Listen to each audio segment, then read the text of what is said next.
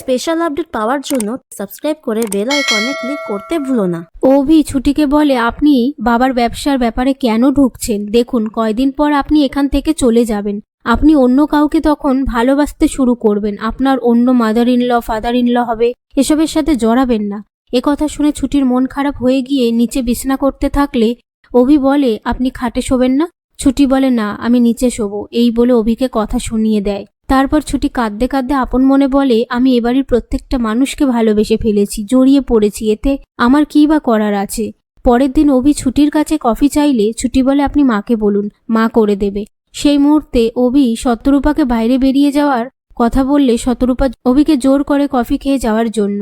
তারপর অভি ছুটিকে শুনিয়ে বলে, কেউ কেউ তো অফিসেই আসছে না, কয়দিন ধরে কত কাজ পড়ে আছে। কথা শুনে ছুটি অভির সামনে ফাইল এনে বলে যে কাজগুলো পেন্ডিং পড়েছিল আমি কাল রাতে করে দিয়েছি। ওদিকে অভি পার্কে রোমা ও ইন্দ্রকে একসাথে দেখে নিলে ইন্দ্র রোমাকে বলে, অভি আসছে, আপনি এখান থেকে পালিয়ে যান। সেই কথা শুনে রোমা সেখান থেকে তড়িঘড়ি করে পালিয়ে যায়। এরপর অভি ইন্দ্রকে বলে, মেয়েটা কে ছিল?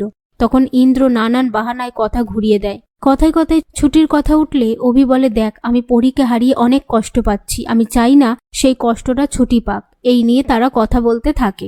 অন্যদিকে রোমা ও রুদ্র অভিদের বাড়িতে আসলে ছুটি তাদেরকে দেখে বলে, আপনারা এখানে কেন এসেছেন? বেরিয়ে যান এখান থেকে।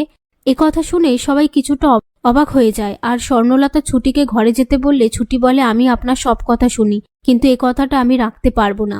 পাশ থেকে রোমা বলে, আমরা আসাতে আপনাদের পারিবারিক ঝামেলা শুরু হয়ে গেছে, আমরা এখন যাচ্ছি। তখন অভির বাবা তাদের সামনে হাত জোর করে বলে, একই কথা বলছেন আপনারা?